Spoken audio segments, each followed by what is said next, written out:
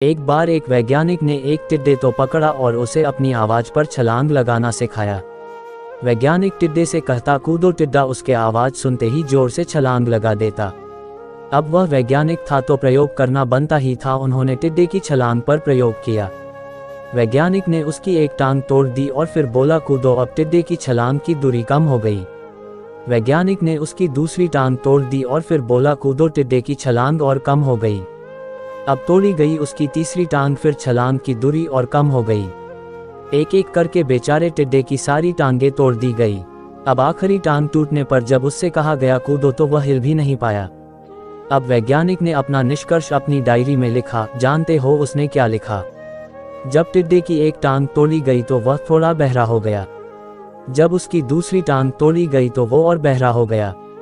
हर टांग टूटने के साथ वो और बहरा होता गया और सारी टांग टूटने के बाद वह बिल्कुल बहरा हो गया। अब जोर जोर से चिल्लाने का भी उस पर कोई असर नहीं हुआ। वो तो अपनी जगह से हिला तक नहीं, छलांग लगाना तो दूर की बात थी। इस कहानी को सुनकर सभी को ऐसा ही लग रहा है ना कि क्या मूर्ख वैज्ञानिक था, इतनी सीधी सी बात उसे समझ में नहीं आई।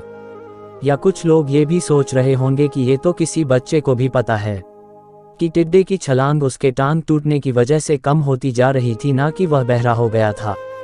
दोस्तों, हम सभी जीवन में कई बार ऐसे ही मूर्ख बन जाते हैं। कई बार जीवन में दो घटनाएं एक साथ ऐसे घटती है कि उनका एक दूसरे से कोई संबंध होता ही नहीं, फिर भी ऐसा लगता है कि गहरा संबंध है।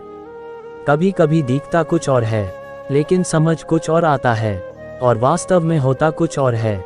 इसीलिए अगर पछताना नहीं है तो जीवन में जल्दबाजी में कोई निर्णय ना ले, हमेशा समझबूझ का इस्तेमाल करे।